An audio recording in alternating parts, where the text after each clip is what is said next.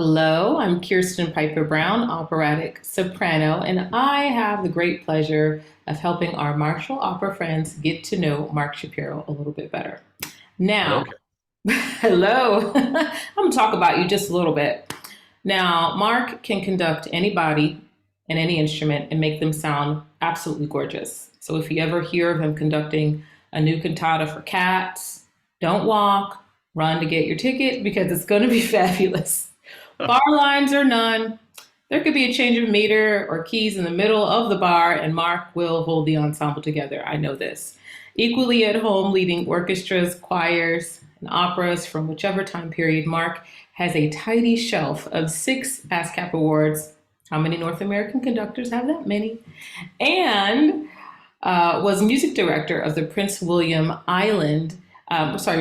Edward Island Symphony, and the first and only American to hold this position.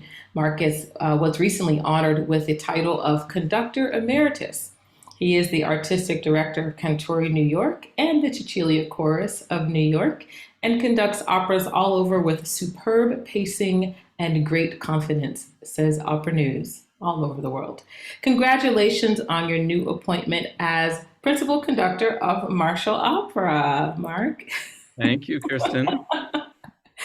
All right, so let's dig in because I'd love to hear all of your deepest, darkest secrets. No, I'm just kidding. Not going to go that deep. But I'd love to hear a little bit more about you and about the company. But first, let's talk about maybe a little bit about music in your childhood. Tell me where you grew up. Sure. So I grew up in Englewood, New Jersey, same hometown as John Travolta. Oh, Mhm. cool. Yes, I believe How that's cool is true. that? And the resemblances don't stop, as you can see. I think in terms of musical background, probably the deepest roots would be my father's father, who was an Orthodox cantor in Oh, synagogues. He was both a rabbi and a cantor. it's making sense. And I barely knew him. He died when I was only maybe 4 years old, but he Oh. left behind some recordings of himself singing Mhm, some Jewish liturgy that I've posted to SoundCloud. mhm. And of course, my father, who was also no longer living, my father knew these tunes really well. So there was a real line of transmission of that music through the family. And now at a lot of, seders and things like that, it's me that is the kind of bearer of these tunes. Of course. We all sing them together. So I think that's a big part of my musical roots. Then because we were so close to New York and I'm of that generation, I saw a lot of the Leonard Bernstein's young persons concerts. Mhm, We came to see them, and I think that was, as for so many, that they were very influential. And a lot of what happened in those concerts mhm. was really unforgettable. And I'll say one more. I remember we used to go, there was a symphony in Teaneck, New Jersey. And Uh-huh. I look back and think, how good of my parents to support that symphony. But they took us to concerts of the Teaneck Symphony. And I remember also enjoying those very much. Were you a little kid like waving your hands? So I was, I don't know where it came from. I think, a lot of us kind of want to do this from a very early age, but Mhm. I do remember in kindergarten at show and tell, I brought in a LP of Nutcracker and a chopstick. And Oh my gosh, that's so cute. That's adorable. there was another student who I think her name was Elaine. She had cymbals. And I was thinking, how fun it would be to cue Elaine playing the cymbals. Oh, oh my gosh, this is so Yeah. cute. So there's some backstory for you. That's a lovely backstory. Wow. Fantastic. I can tell you more. We had a piano teacher. My sister and I both had the same piano teacher. My sister was older, and I had an earlier bedtime, and I used to like listening to her practice. Oh, So she played the Turkish Rondo of Mozart. I particularly remember that. Then okay. when I got a bit older, we played four hands together. And our piano teacher was quite an interesting person. I looked her up actually during the pandemic. I Mhm. sort of had the idea, And I discovered she had quite a career, in the 1930s, Hmm. where she played concertos with Chicago Symphony. I had no idea. Amazing. Yeah, when we knew her much later in life, um, Uh-huh. and it's probably fair to say she was a bit eccentric by then. But yeah, she was certainly an very musical person, I think. Oh, wow. What a Yeah, rich background. I'm imagining you falling asleep to the Turkish rondo and just like, I'll try, putting my kids to bed with that, seeing if they see end up how it with works. a conductor, right? No, yeah, So fast forward, I'll probably might go a little bit back and forth and, sure. just have fun here. Do you have a favorite piece that you've conducted by a living composer or a favorite piece you've conducted by perhaps a little known composer, a little known work? That's a tough question. I think I'll Yeah. stick with the little known, because if I say this piece by a living composer, all the other living composers will think, Yeah, they're gonna call you, gonna be in your yeah, DMs. Yeah. they'll think I don't love them, and I love them all. Of So course, of yeah, course. I mean, and I think that's really true. I'm sure you're the same way, but we kind of fall in love with whatever we're doing. Yeah. We get totally wrapped up in it. You and I have done several things together, and I think we both really were absorbed in those projects when we were doing them, and they couldn't Hmm. have been more different. So Right. yeah. Um, but I would say one composer that is very dear to my heart, who is not so well known, is the Swiss composer Franck Martin. Uh, Mm-hmm. with Cantori New York, we made the first CD recording of his. He has a kind of chamber oratorio, which is almost an opera, called Le Vin Herbé. It's the Tristan and Isolde story, for chorus and soloists, seven strings and piano. That is a really special Wow. piece Yeah. and very, very dear to my heart. And all his music is very beautiful and very well made. And I think because he's Swiss, he didn't come from one of the big famous countries where we think of composers coming from. Uh, So he doesn't have as much of a kind of natural constituency as he could. So he would be one, I think, that among many possible answers to that question. Good one. And it's nice that you can attach that memory of that piece that you did that I'm sure you're very proud of and proud of your ensemble. So I think that's where we kind of get our favorites from that experience, Yeah, right? So I think. speaking of experience, you kind of talked a little bit about a project we did together. Of course, we met, I guess it was last year, Yeah, when you led our wonderful cast in music by Syrian Polish composer Zaid Jabri. I remember coaching a few sections of the opera with you, and you stopped me and looked. You put your baton and you looked at me rather inquisitively and asked if I ever thought about becoming a conductor, which that's made right. me like giggle. I I had to call my mom about that. I had to pick up the phone and call her later. And what did she Like, oh, say? I fooled him, mom. But but and then and another thing you asked me also, as I'm singing this very, we're doing this world premiere. You asked me if I sang Bach, which was also interesting to me at the time, as we were about more than 300 years ahead. Yeah. But it Hmm. made me think of the common threads in classical music, all across classical music. Um, and even as we were working on the Bach, you asked me to sing it the way I would sing any other piece of music. Tell me about your approach to different periods of music. Do you make adjustments in conducting, and why or why not between periods? Would you have conducted Jabri the same way you conduct Bach? Tell me a little bit about how, because you seem to be able to conduct anything. Thank you. I love that question, actually. So I think in all my life, in so many ways, I have really run away from being a specialist. Um, I have never wanted to be in any kind of box or file cabinet. Yep. Um, so I think the answer to your question about conducting things similarly Mhm. in a very particular way has to be yes. Yeah. Because in the same way, I think, let's say, an actor would think about playing a Shakespeare character or somebody in a contemporary play, you're trying to think yourself into the piece that you're doing, into the text, and to think yourself into the spirit of the time. And then with music, I think so much music, even though the language has evolved, as has English since Shakespeare, over time, I'm much more interested in the commonalities.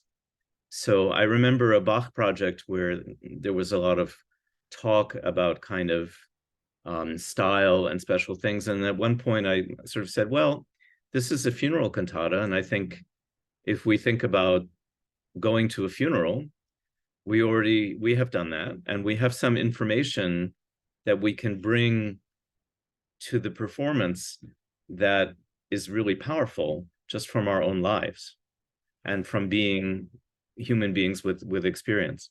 So I think something I always try to do as a conductor is really listen to the piece, listen to the performers, and listen. It's a particularly kind of in the moment listening to what is happening in the room today. And what do I think are the possibilities today? So I think we get so, I see it a lot in my students, people are so focused on, well, how will the video be? And, I think that this art form didn't really emerge that way. And I think if you're making a video recording, that's your project. But we really want to be living in the moment as performers in the live arts. And you stay open to hearing some possibility, some relationship among the notes, something in the sound world as it unfolds. So that's a kind of longish answer to the question of, yes, I think there is a unity of approach, which is a certain kind of listening. And that's so wonderful. And I'll say, as a performer and as one who folks have tried to put into a box, I appreciate you hearing my voice and hearing it outside of the piece, and having an imagination that some people just don't have, and saying, oh, and just really loving the voice and encouraging me to sing with my voice. And so I hope that all conductors can do that and give that advice to singers. So I really appreciate the freedom that you've allowed me. But that's wonderful. Absolutely. Yeah. What advice would you give someone? You also are a wonderful educator, and I'm sure you are in contact with and mentor and teach many students. But what advice would you have given yourself early in your career? If you could look at yourself now, and see yourself and say, "Hey, little Mark," what advice would you give? I'd say, your student self. So that's a excellent question. I will answer. I wanted to go back just to one thing we were talking about before and say, I hope it's going to be one of the values of martial opera, that we are really going to focus on listening to the music in that way. So we aren't kind of, superimposing any ideas on it, but really listening to what these composers, who I think were working very much in that tradition and in that vein, what they are saying. So I wanted to just stick that in there. But coming back to your question, certainly I would say play the piano. So I think you play the piano, right? Yeah. I can tell my younger self to play that piano. Yeah, it's really comes in handy. And I think to understand why you're playing it, to play it for certain reasons. I use it a lot to coach. I'm not as fluent as a pianist as many, but to sort of understand how it can support that kind of work. But I think the bigger question, and I think it certainly informs my teaching now, is it piggybacks onto what we were just talking about, that it's about, all conducting is really about understanding the music and about how you hear the music. I think something I think you would relate to, when you create a role, there's a kind of listening to the character that you do. You don't just come in immediately with your idea of the character. I think the character kind of, you spend time with the text and the character starts to just kind of build in you. And I think one of the things we really want to do as performers is listen to those inner impulses about, this is the piece telling you, this is what I am. This is who I am. So I think in conducting, increasingly, a lot of people think very much about the mechanics and the appearance. And I think both of those are completely false idols. And it's really about, those things are completely secondary to really understanding the processes if the composer is thinking that way. So, and you get, it's one of the wonderful things about teaching. I was teaching Sibelius' Third Symphony last fall, which is a piece I really love. And there's something you kind of, there's a sort of isolated contrabass lick. And I had never kind of thought about, gee, what is that? And then as I was observing the student, my ear just said, well, that's really what's gluing the piece together. That's really what's driving. And when you start to see how the mosaic fits together, I think that's what conducting is really meant to be about. So for my young self, I would say I would have wanted to really, and as I try to do as a teacher, really inspire people and myself to trust that you can figure it out. You will learn it. You don't have to have somebody else tell you how to do it, but you do have to understand what you're trying to do. So you really have to understand how to study a score, how to think about the elements of a score, the harmony, the counterpoint, the instrumentation, but not in a kind of coldly, harshly academic way, but something that is much more organic and integrated. Absolutely. I feel the same way. I'd say the same thing to young singers. Is, you know, you have notes on a page, and sure, you can sing beautifully, but what does your soul have to? What does your soul say about what you're singing, and what are you communicating? And I think, you know, conductors have a lot of communicating to do, not just with, you know, with their ensemble, but the audience. And I've heard from audience members how much they enjoy your conducting. Like, Thank I you. had a cousin who came to Carnegie Hall, and she said she couldn't take her eyes off you because you were just so into it. And even though she had never, you know, sat in Carnegie Hall or listened to Bach ever, she was just so enraptured. And so it's an important job that you have, that you are, because she barely listened to me. So thanks. Well, she missed something beautiful then, but Oh, no, no, but you yeah. do such a great job, and it's great that you are teaching, you know, young conductors that, you know, it's so much more to it than the academics.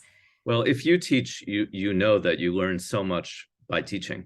Exactly, which is So why selfishly I teach. it's a very selfish It is. pleasure. Yeah, It's I've learned wonderful so to see much. those light bulbs come up with your Yeah, students, and even with your you know, musicians that you're working with. absolutely. And you know, the other aspect of conducting is it's so subtle to learn how to communicate with so many people in so many different ways all at the same time. So it's a lot of figuring out really what needs to be done, Mhm. and to try to get away from a lot of nonsense about how you should appear, and Mm. that is just not what it's about. So it's, you know, it's even just an intuition for glancing at a particular player or singer X number of microseconds before they do something. And all of those intuitions, I think, are intuitive. So Mhm. to be able to really locate them. Yeah. Yeah. And then I'll say one more thing, but and then again, for the opera company in particular, it's really about love of the singing voice. Mm. So, and the sound of the voice. I think that's something I have always loved. Mhm. My parents did listen to opera on the record player. Mhm. They listened a lot to Puccini, and you know, that was around, um, and to folk music. So there was a lot of Pete Seeger and Joan Baez and people like that. Um, and also jazz singers. Sarah Vaughan was a family favorite. So I think a value that I really want to bring to martial opera in my role there is front and center the singing voice. Mm, That a singer, any singer who sings with us feels like they can really sing. love that. Yeah. So, speaking of martial opera audiences, Mm-hmm. what would you say? Because I hear this, I hear, oh, I don't like new opera, or what would you say to someone who says that they don't want to go to an opera to hear new music? What would you say to them, or what advice would you offer them to come in and try listening and experiencing a new work? So I think that's a good question and not a simple one because Nope. new can mean many things to many people. Yeah. So and I think you and I probably have both participated in pieces that we wouldn't necessarily want to hear. So that's a that's a tricky question, but I think one of the things that I try to do as a programmer, Mhm. and so I'm not the artistic director of martial opera, that's Jim Schaefer. But I think we're aligned in wanting to program pieces that we believe in. Mm, mm, And for me, as I said earlier, that allow for beautiful singing. mm, Now, people will say beauty is in the eye of the beholder, and beauty, who knows what beauty means. Um, but I think a lot of us nonetheless have a sense of, wow, that's a beautiful voice. mm, And I want to hear it do its thing. mm, So for me, that immediately means the vocal writing has to be very grateful. mm. Um, uh, Again, I don't know, but I would imagine you have occasionally done pieces where the vocal writing is not ideal. True.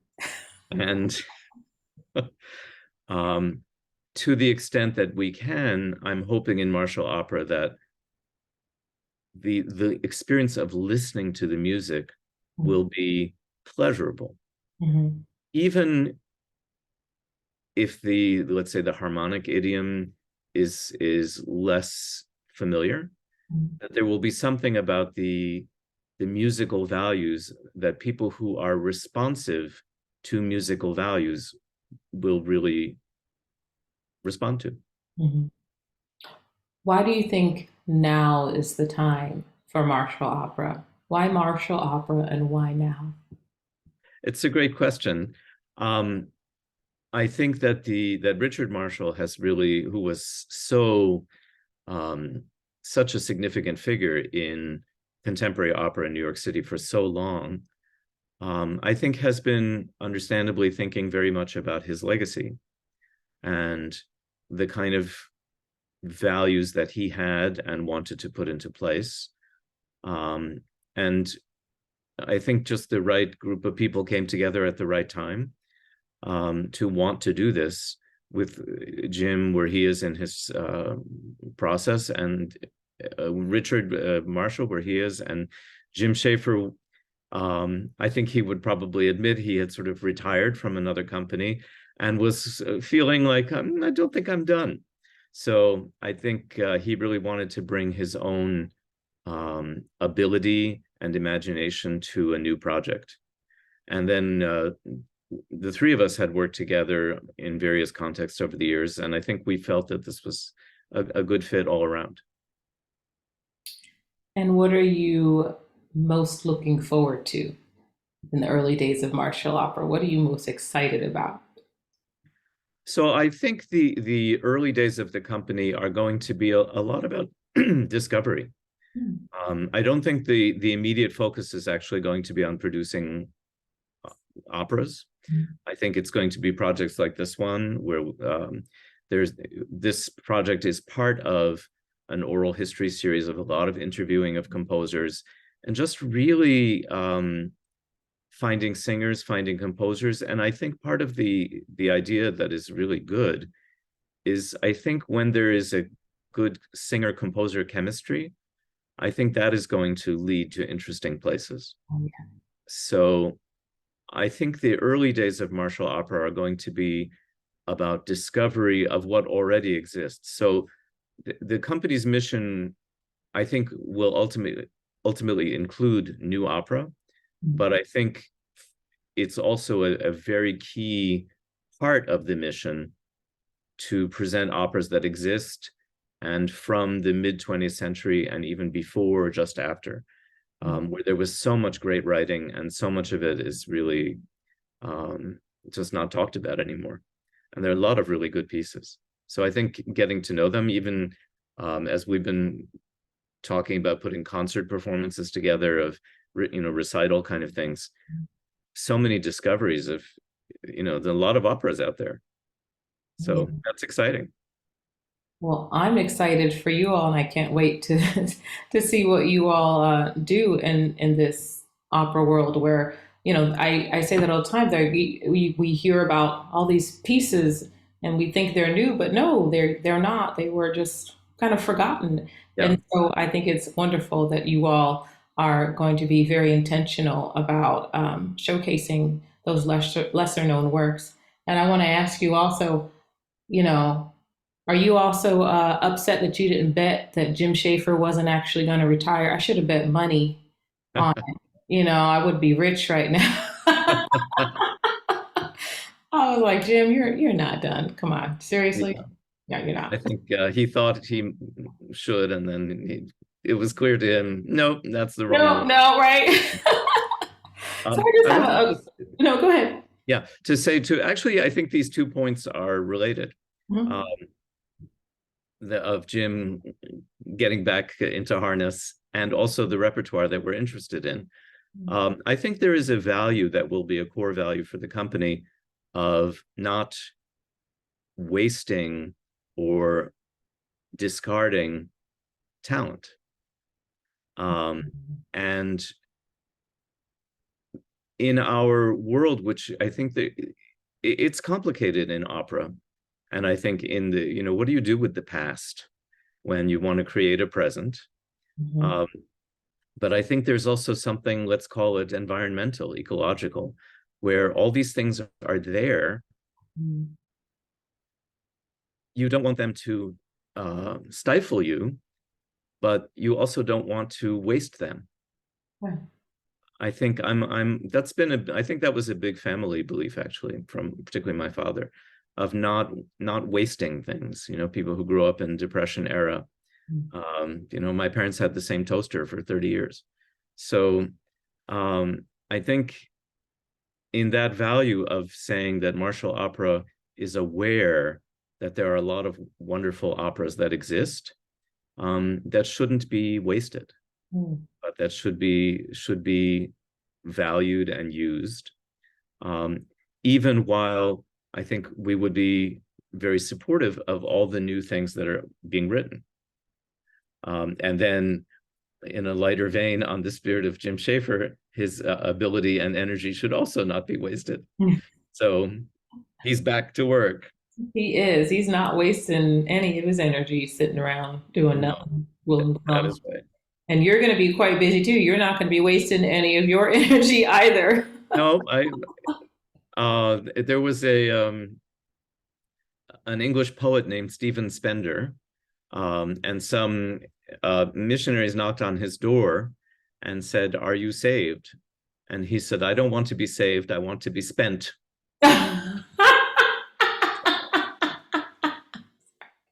That's a good one. That's how I feel. I want to use me. Yeah, I love that. I mean, Yeah. come on, what's the point of living, Right. I love that. So, just want to ask you a few questions, then I'll let you kind of, you know, round out whatever you'd like to say. Just a couple of questions, just so folks can get to know you. Kind of quick fire round. I'll say like this or that. You just pick the first one. So, Okay. first is sweet or spicy. That would have to be both. You can't say both. You have to pick one. Isn't there cooking that's like, I'm thinking of Thai food, sweet and spicy, but probably spicy. Okay, spicy. Yeah, Here's a hard one. I'll put you on the spot. Bach or Handel? that is a hard one. Yeah, I did it on You purpose. know, it's going to be both all the way down for me. Oh gosh. But Okay. I will. I think Okay. Here's a Handel. good. Here's one. Okay, Mountain resort or beach? beach. Okay. Chocolate or Well, but not beach like lying around. So you are too much. I want to be walking on a beach where Oh, nobody else is there. you may walk on the beach. Thank you. Okay. Chocolate or vanilla? Chocolate. Okay. Oh, you're That's gonna very make easy. a decision, are we? And That's last easy. one here, winter or summer? You didn't ask about spring and fall. Oh, come on, guy. Where'd you go to Yale or something? I did, yeah. Um, Probably summer. Yeah. That's okay. I'm a Libra, so I totally get it. You right. That's why we get along, right? Yeah, okay. Is there anything else you'd like to share about, yourself with martial opera? This is so exciting. I think we covered a lot. So, I want to say thank you for those of us who are starting the company and starting this oral history. Um, we got to choose who we wanted to be interviewed by. And I thought of you right away. And I'm just so honored that you said yes. Yeah, of course. I wanted to make you nervous, though. Did you sweat? No. Oh, copiously, yeah.